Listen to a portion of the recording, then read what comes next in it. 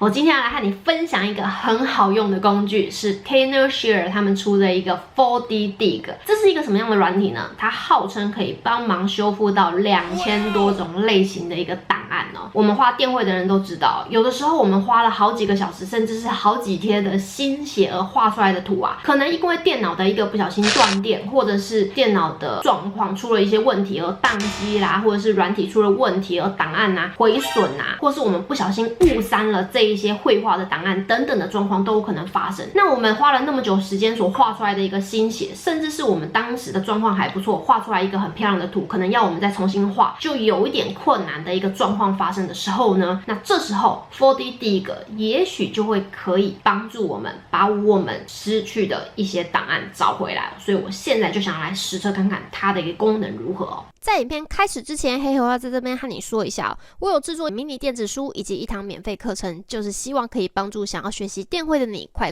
提升画技，所以赶紧到底下描述栏里面去点击链接免费领取咯。OK， 那我们现在呢就来到了 4D Dig 的一个官网，直接点击这个免费下载呢，我们就可以来试用看看。那在下载安装之后呢，我们就到了这样的一个界面，它这边就会显示我的所有设备。那这边的话呢，就有像是 SD 卡或者是崩坏的电脑，或者是一些照片啊、影片的修复等等的，我们都可以从这些方式呢，去将我们失去的一些档案啊找回来看看哦。那因为今天呢，我想要测试的是我们绘画的档案。那我们绘画的档案其实有分非常多种，像是 Clipper Studio Pen 的一个档案，或者是 Photoshop 的一个很经典的 PSD 档案，又或者是我们很喜欢画厚图的人呢，可能还会画到 SCI 这样子的一个档案。那我们现在将这3个档案呢，直接把它删除。删除之后呢，我们再到资源回收桶里面呢，再次将它删除。那我们现在把这些档案都删除之后呢，我们就可以进到我们的这一个 4D Dig 里面呢，来看看我们是否可以把刚刚失去的档案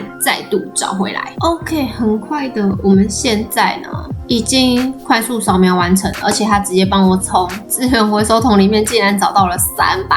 324.63G 的整个档案，也就是所有档案都有的一个情况之下。那我们现在就要来大海捞针一下，看一下我们想要搜寻 PSD 档。来了。PSD 档就很多了，所以表示其实我们还是得将所有的一个档案呢都全部扫描之后，才有办法来搜寻 PSD 档。但是我刚刚的那个 PSD 档叫什么名字啊？这一个，然后还有什么呢？SCI 的档案，这一个，然后还有 Clipper 的档案 ，Clipper Studio Pen 的档案，非常多的。OK， 这一个桌面。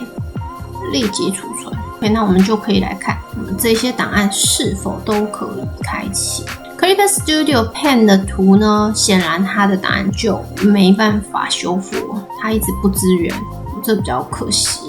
这个也是嘛，就没有办法。直接到这个 SCI 里面来。SCI 的档案就没有问题，SCI 的档案在修复的过程当中就比较不会有什么太大的问题。那我们看一下，可以耶 ，PSD 很完整。